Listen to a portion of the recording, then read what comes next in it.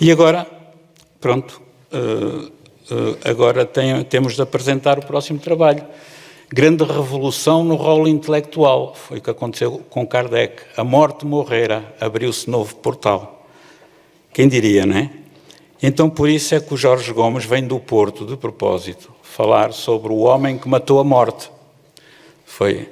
E sejas bem-vindo ao Jorge. Não traz aí nenhuma cobrinha, não? Boa tarde. Jorge, desculpa lá. Eu vou ser um bocado indiscreto. Mas esta alma gosta... Eu acho que ele gosta mais dos animais do que dos amigos ou de mim. De qualquer coisa. Ele conhece os nomes dos animais e das plantas todas, os nomes científicos, etc. Não sei lá como é que ele faz aquilo. E então, uma vez levou uma cobrinha simpática, tão simpática, linda, lá para casa, não é? E a esposa ia morrendo com um ataque cardíaco, não é? Mas foi para libertar, não foi para ficar com ela. Pois, foi para libertar. Ou sais tu daqui de casa ou sai a cobra. Sejas bem-vindo. Ficou impressionada. Pronto. Então, boa tarde a todos. Vou ter atento ao tempo. Então temos este tema, Allan Kardec, o homem que matou a morte.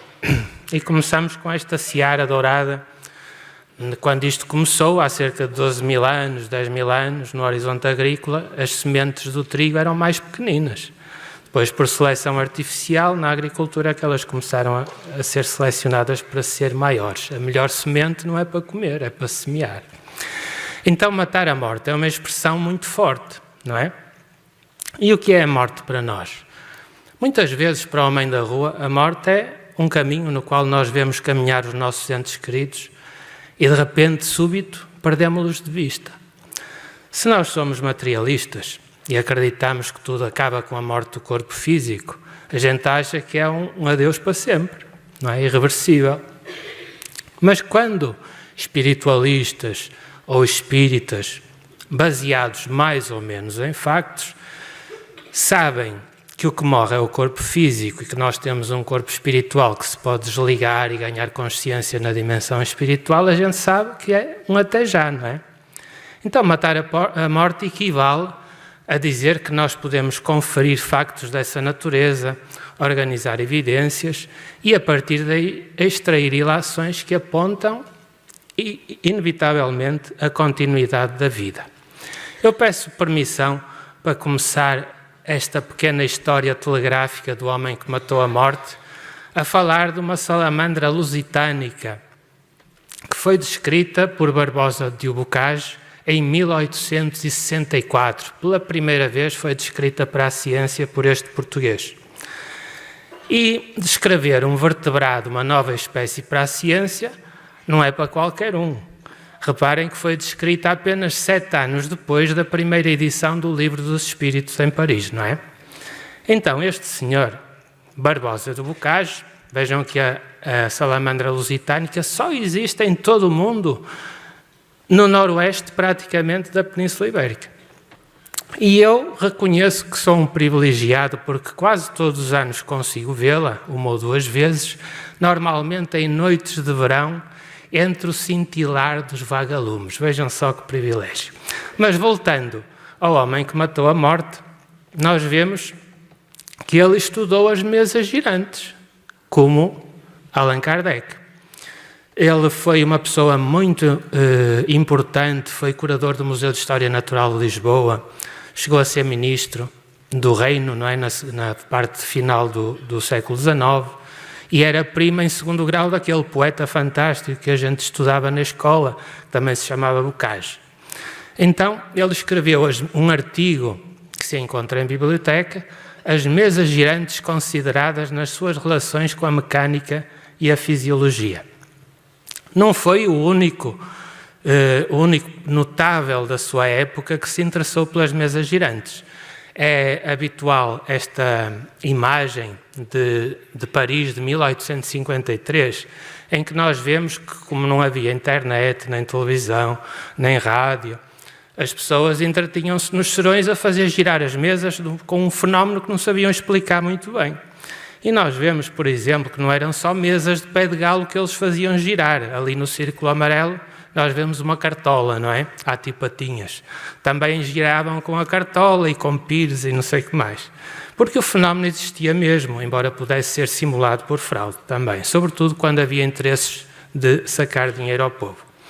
Então, outras pessoas portuguesas da nossa história que estudaram e se interessaram muito pelas mesas girantes foram, por exemplo, Costa Cabral, que é um homem muito importante. Sabem porquê?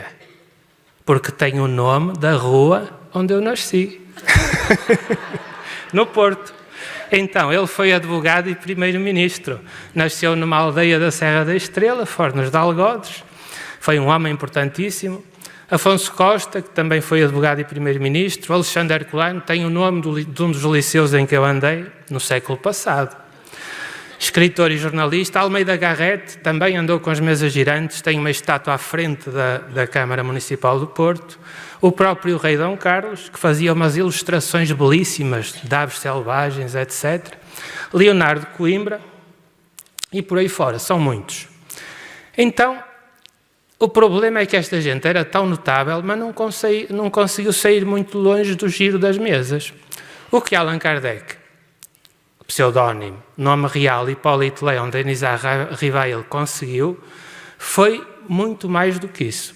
Então ele nasceu em 3 de outubro de 1804, tem uma influência protestante na infância e, ainda criança, vai para a Suíça, para o Instituto de Educação Pestalozzi. Pestalozzi ainda hoje é um nome muito importante na história da pedagogia, não é? Então ele gradua-se em 1824, bacharel em Ciências e Letras. Naquela altura a malta não era tão especializada como hoje, tinha mais cultura em várias áreas. E era também bom em línguas. Ele falava alemão, inglês, holandês, italiano e espanhol. Português era mais difícil. Então, isto era útil para quê? Por causa dos correspondentes quando se faz investigação na época, não é? O Darwin também tinha montes de correspondentes, inclusive cá em Portugal. Então, ele era professor, regressa a Paris, não é?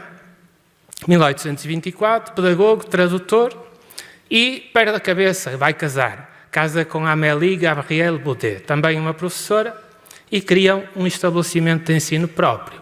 Eles, naquela altura, a taxa de analfabetismo era enorme, não é? Como nós sabemos. E eles eram entusiastas da democratização do ensino. Então ofereciam aulas gratuitas de química, botânica, física, anatomia, astronomia, por aí fora. Era membro de uma dúzia de instituições académicas e não só. Portanto, era um homem muito ativo. Então temos o Sr. Rivail, não é?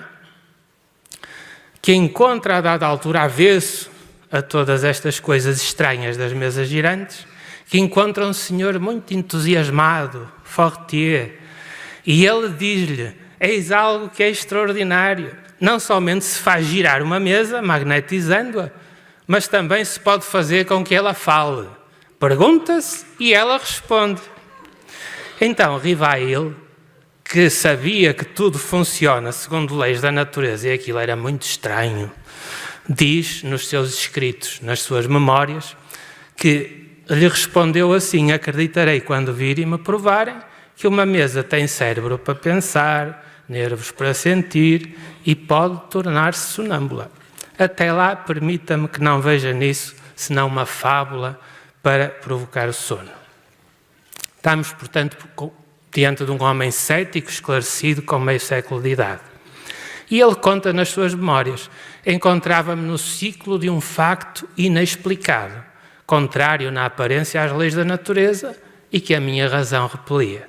Nada tinha ainda visto nem observado, confessa. Então, em 1855, ele conta que encontrou o Sr. Carlotti, um amigo de há um quarto de século, que lhe repetiu o assunto das mesas girantes e referiu, inclusive, a intervenção dos espíritos. Contou-lhe tantas coisas surpreendentes que, longe de o convencerem, ainda lhe aumentaram mais as dúvidas. Ainda nesse mesmo ano, mas em maio, na casa da senhora Roger, que era sonâmbula, encontra um senhor Patier, que ele conhecia, um homem instruído, que convidou Rivail a observar melhor o fenómeno. Então ele, por fim, consegue observar aquilo e percebe que, em condições de controle experimental, o fenómeno existia. mas ainda não tinham uma explicação para aquilo. Então ele nessa sessão observou ensaios imperfeitos de escrita mediúnica numa ardósia, com o auxílio de uma cesta, não é? Acho que seriam parecidas, eu não me lembro, mas seriam parecidas com aquelas cestas dos restaurantes onde se põem as fatias do pão, não é? Só que tinha um buraco no meio, uma estrutura para fixar um lápis. E as pessoas, como punham as mãos na mesa de pé de galo e aquilo se mexia, não é? Ou inclinava ou isso, que é um fenómeno que eu já experimentei e acontece mesmo, elas conseguiam escrever letras com esses movimentos. Ali a imagem que encontrei foi de uma prancheta que era um mecanismo parecido. Mais tarde os próprios espíritos disseram: deixa lá a cesta e a prancheta, pega no lápis que a psicografia é igual e é mais prático. Então ele conta que as suas ideias estavam longe de se haver modificado, mas havia ali um facto que teria que ter uma causa. Entrevi, diz ele, sob essas aparentes futilidades algo sério, a revelação de uma nova lei que a mim mesmo prometi aprofundar. Então nós vemos que Allan Kardec tem uma atitude de pesquisa diante destes fenómenos estranhos e que se tinham generalizado por toda a Europa, não é? Pelo menos. E curiosamente nós vemos que ele confessa que um dos primeiros resultados dos seus estudos, das suas observações, é esta questão. Os espíritos, não sendo senão as almas dos homens, não tinham nem a soberana sabedoria, nem a soberana ciência. O seu saber era limitado ao seu grau de adiantamento e a sua opinião não tinha senão o valor de uma opinião pessoal. Esta verdade, reconhecida desde o começo, diz ele, evitou-me o grave escolho de crer na sua infalibilidade e preservou-me de formular teorias prematuras sobre a opinião de um só ou de alguns. Então ele percebe que aquilo é sério e tem que aprofundar a questão. Aplica o método experimental. Ele fazia, por exemplo, as mesmas perguntas a diversos médiuns, não é? Para ver se havia uma coerência nas respostas. Temos o caráter universal das informações dos espíritos e alguns dos médiuns eram propriamente jovens, não é? Na casa dos 20 anos, mais ou menos. Então, ele aprofunda esta questão, isto torna-se uma coisa cada vez mais importante na vida dele, e ele não quer que isto vá para a frente por causa do seu nome, do seu prestígio. Então adota um pseudónimo. Se estas coisas tivessem interesse em ir para a frente, esta doutrina nova, teria que ser pelo seu próprio mérito e não por quem a defende, não é? Então, se há uma nova doutrina, precisa de um neologismo, de uma nova palavra. Então cria-se a palavra espiritismo, não é? Ele também não é o autor. Nós costumamos dizer que ele é o codificador. E é interessante, porque codificação também se estuda a nível de direito. Eles dizem que, por exemplo, quando uma sociedade enfrenta problemas novos, não é? Por exemplo, agora a inteligência artificial e outras coisas, quando a internet surgiu, o legislador tem que ir ao núcleo de valores dessa mesma sociedade para recriar leis que se encaixem e que funcionam e que sejam respeitadas e compreendidas pela própria sociedade. Caso contrário, as coisas não funcionam muito bem. É um conceito de codificação. E já que temos ali as uvas, temos também na biologia a questão do código genético, não deixa de ser uma codificação. Na nossa espécie, Homo sapiens, nós temos a fecundação, a criação do ovo, e temos ali escrito o código genético da cor, por exemplo, dos olhos que vamos ter. A gente, na altura, não sabe. Precisa de tempo para aquilo evoluir, desenvolver-se, e a gente fica a saber mais tarde de que cor é que os nossos filhos têm os olhos, não é? Então, basicamente, codificação é isso. E nós falamos de codificação espírita também nesse sentido, porque a doutrina espírita é uma doutrina evolucionista. Então nós temos o surgimento da palavra espiritismo na história com a primeira edição do Livro dos Espíritos, em 18 de abril de 1857, que ele esgota rapidamente. Na altura tinha só praticamente metade das perguntas que tem hoje. Nas edições posteriores é que as incluiu. Temos depois o Livro dos Médiuns, não é? Em 1861. Temos depois o Evangelho segundo o Espiritismo, em 1864. O Céu e o Inferno, em 1865, em que ele explica que não existem, são estados de consciência. e também a Gênese em 1868. Então ele diz, por exemplo, na Gênese, isto tão interessante, não é?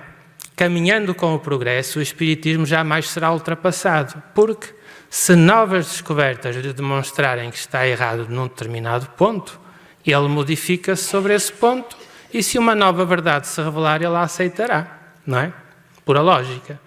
Então o que é que nós temos? Infalibilidade? Nunca, não é? Quando muito temos credibilidade. Quanto mais credibilidade, quanto mais próxima estiver dos factos verificáveis, não é? Mas estas coisas da mediunidade às vezes têm assim uns contornos que a gente fica na dúvida se aquilo é mesmo assim. A mim contaram uma história que eu não confirmei, por isso não ponho as mãos no fogo sobre ela, de uma criança que diziam que era premonitória, que era vidente ou qualquer coisa assim. Então um dia teve um sonho e foi contar ao pai: pai, não te assustes, sabes que a morte é só uma passagem, que a vida continua. Mas olha que eu sonhei que dentro de 4 dias eu vou morrer. E o pai disse: não penses nisso, isso, os sonhos, a gente sonha muita coisa e não acontece nada. E ele disse: mas olha que não sou eu. A mãe vai ser dentro de 6 dias. E ele: lá estás tu. E ele: não foi só eu e a mãe. O tu, também, tu não. O meu pai, também, dentro de 30 dias, irá morrer. Olha, e dito e feito, disseram-me: dentro de 4 dias a criança desencarna.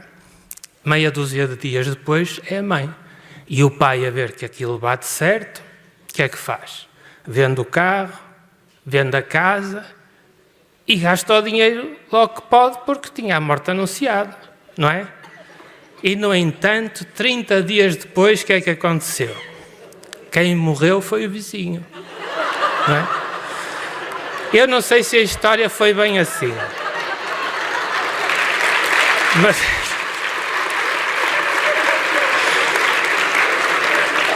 então nós temos esta questão da morte, da vida que sai vitoriosa, não é? Quer verifiquemos isso aqui na vida material, quer verifiquemos na vida espiritual, porque isto não tem muito a ver com as nossas opiniões. Uns juram as pés juntos que nós somos só o corpo físico, que morremos, etc. e tal. Mas isto tudo funciona segundo leis da natureza.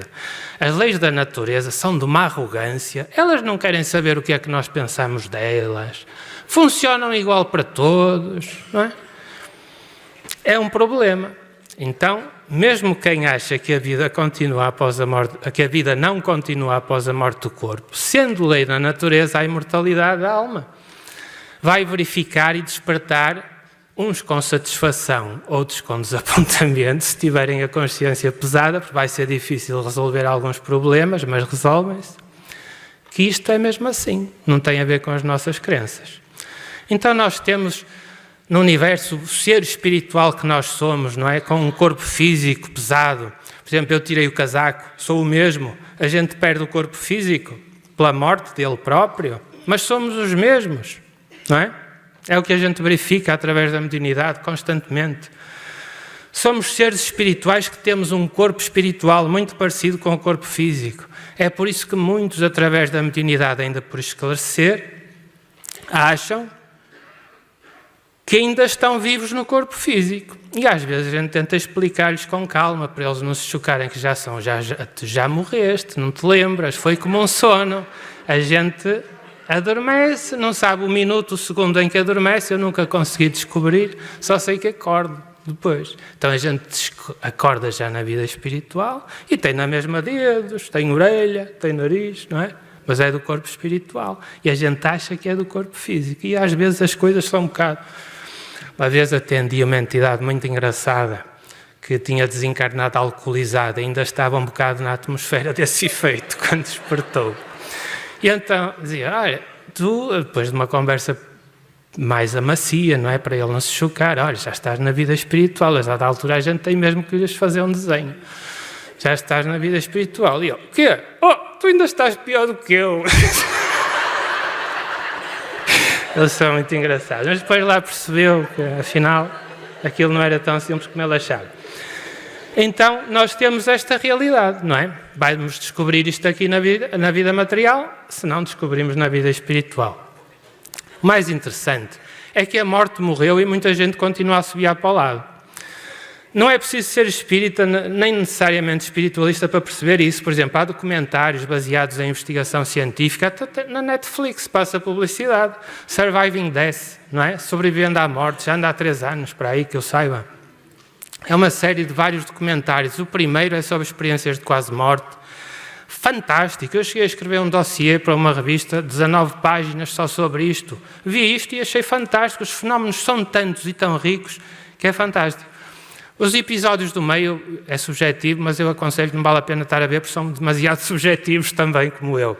Então, mais para o fim, há mais 2 documentários importantíssimos, que é um sobre visões no leito de morte, também trabalha em investigação científica, e o outro com o pedopsiquiatra Jim Tucker, sobre as memórias de crianças que se lembram de vidas passadas. Esses são muito interessantes.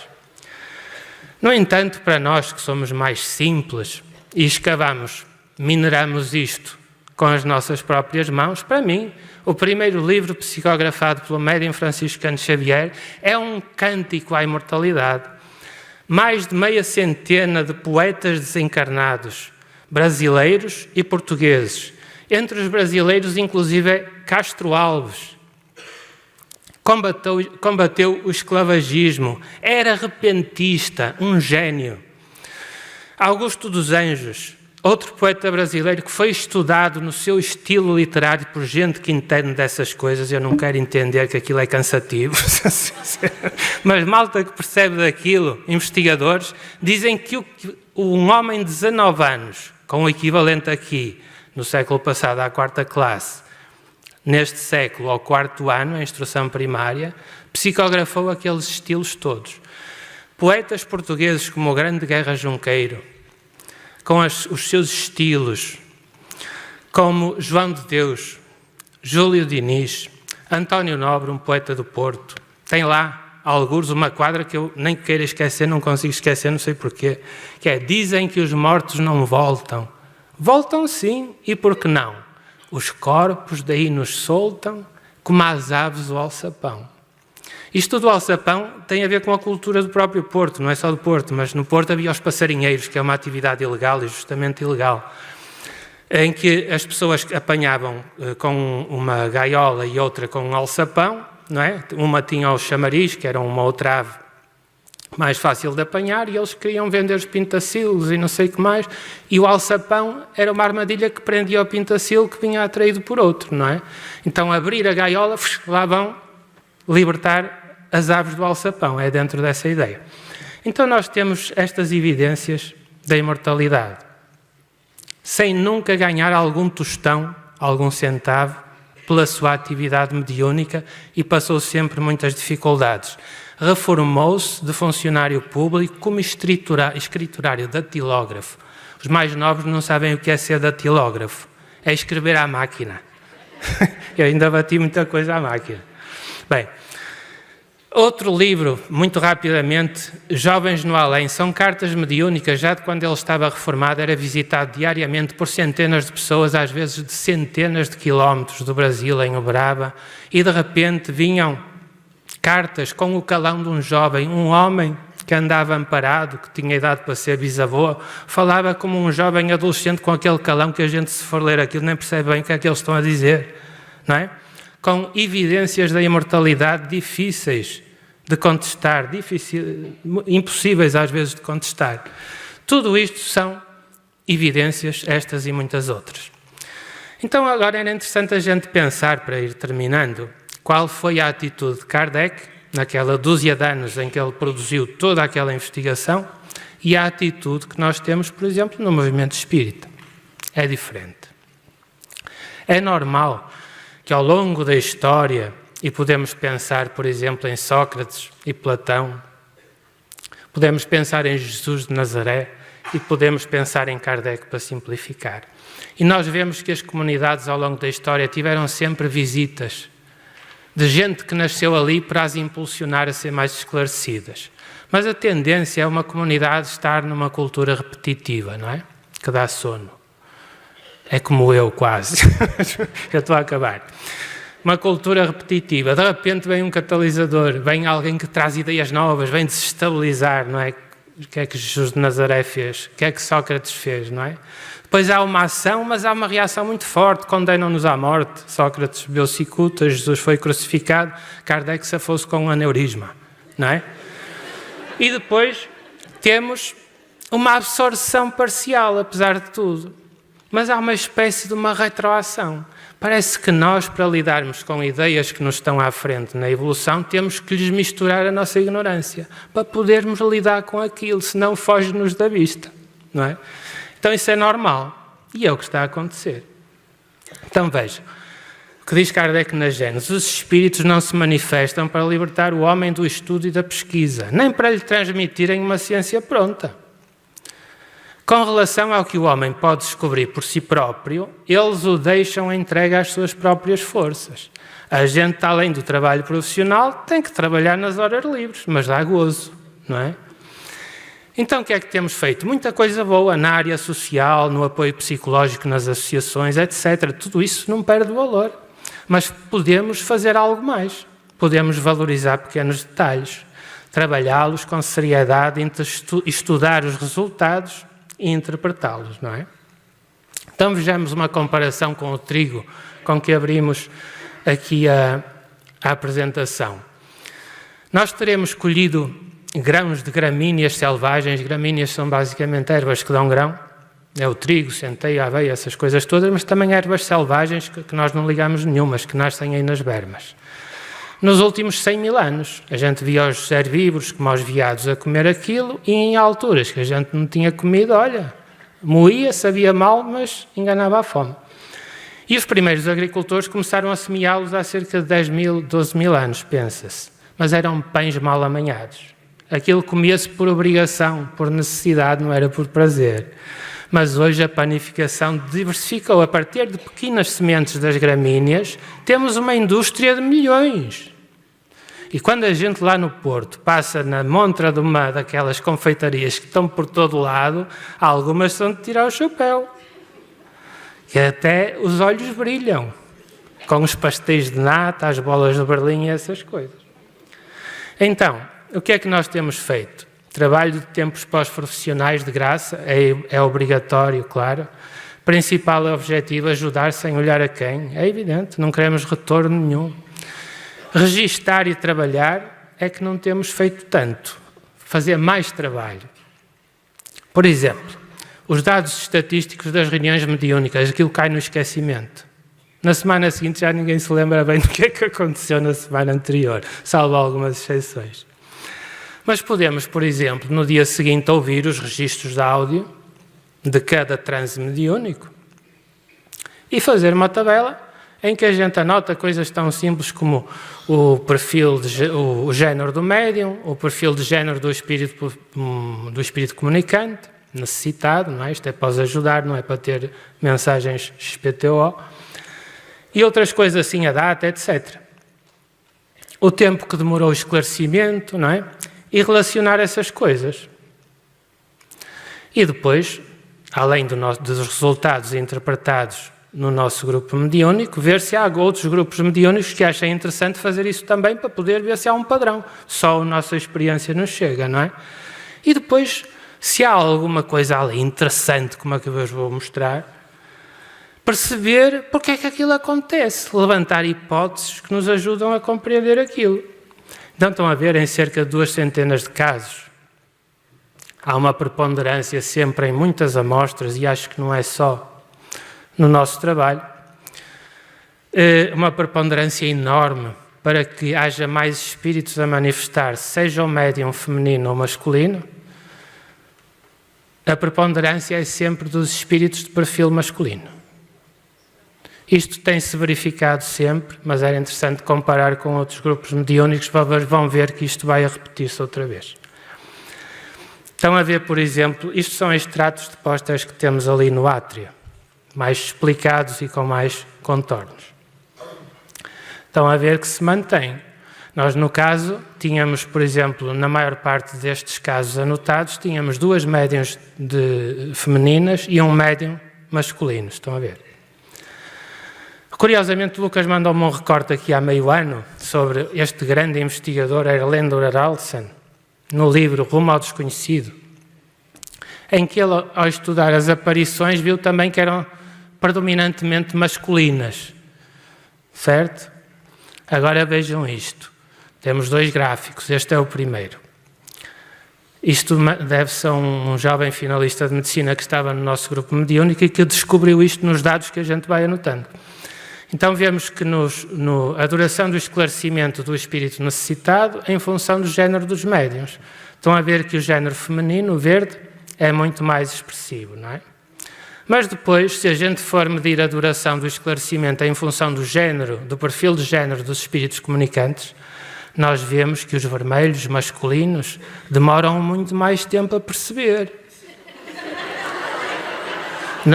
Eu não fico triste, sabem porquê? Porque tem um mecanismo de compensação. Eu sou homem e sei que algumas destas de perfil feminino eram de gancho. Cada uma valia por 50 homens, certo? Pronto, então nós estamos a ver que isto é interessante. Isto, visto isolado, não tem valor nenhum. Mas onde há fumo, há fogo, certo? Agora estamos a começar a fazer esse trabalho com a ajuda de gente daqui das Caldas da Rainha, com outro grupo mediúnico completamente diferente, mas com uma metodologia parecida, e com um dos grupos de uma associação de Braga, para ver se há aqui um padrão que se repete, o que é muito interessante, não é? A gente não resiste a começar a lançar hipóteses, não é? Porquê é que isto acontece? E se a gente chegar a uma conclusão, o que é que a gente pode prevenir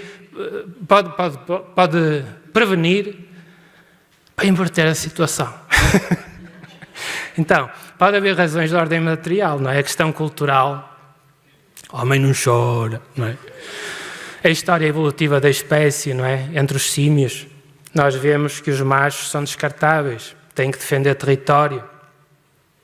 E porquê é que têm que defender território? Porque é onde estão os alimentos e onde está a família. As fêmeas, os filhos, não é? Gorilas, chimpanzés, etc. E nós fomos um bocado dentro disso diversificando. Portanto, há qualquer história genética aqui também que pode existir. Mas há também razões de ordem espiritual, e essas cá para mim são determinantes, que é a questão de como os homens e as senhoras lidam com a afetividade no seu dia-a-dia. Homem não chora, só às escondidas, certo? Então, nós percebemos através quando dialogamos com as entidades espirituais em dificuldade, que às vezes elas têm alguém, um ente querido desencarnado ali e não conseguem vê-lo nem ouvi-lo, porque estão tão amorfas nos seus sentimentos que as suas percepções ficam fechadas, não é? Não veem nem ouvem. Veem outros do seu patamar evolutivo, da densidade do seu corpo espiritual.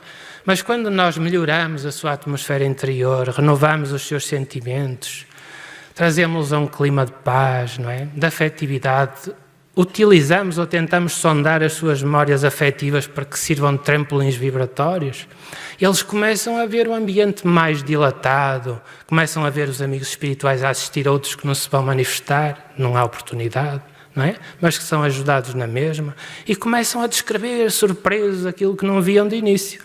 E de repente podem ver uma mãe desencarnada que sempre esteve ao lado deles a tentar ajudá-los, e derretem-se ali afetivamente, num clima emocional muito compensador. É por isso que nós encontramos uma expressão muito feliz num livro psicografado também pelo médium Francisco Cândido Xavier, Entre a Terra e o Céu, não é? Da autoria de um médico desencarnado, André Luiz, um grande repórter também da vida espiritual. E nós percebemos, de facto, como diz um instrutor lá no livro, que sem amor nós não temos olhos para a luz, não é? Quando a gente entra em estados depressivos, tristeza contumaz, propósitos de vingança, coisas assim, não é? Nós fechamos a nossa capacidade de percepção na vida espiritual. Então é muito importante que a gente no dia-a-dia arranje todos os pretextos reais e imaginários para ter bons sentimentos, não é? Quando a gente vai a pé para algum sítio comprar pão, a gente vê um canteiro de flores, não é? As flores são sorrisos da natureza a olhar-nos do chão.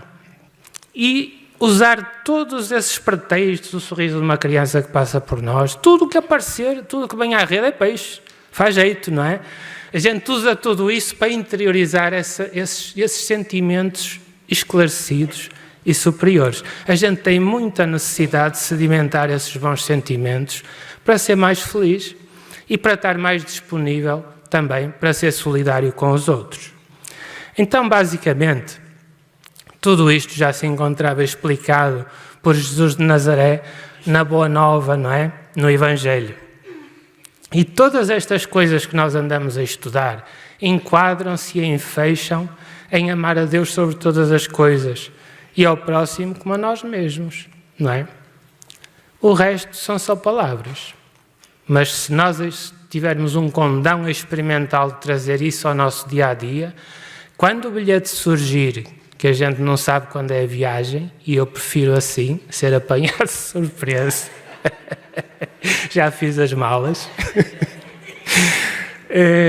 a gente vai com condições de ver quem nos vem dar as boas-vindas quando regressamos a casa, porque a passagem terrena não passa de uma bolsa de estudo, quer nós acreditemos nisso ou não. A gente vem com um prazo para aprender determinadas coisas, de que tem necessidade, de passar por determinadas situações e testes, e de repente somos chamados a casa. É importante que a gente leve algum aproveitamento, não é? Para nós próprios. Então era esta basicamente a mensagem que nós trazíamos hoje e agradeço a paciência com que escutaram.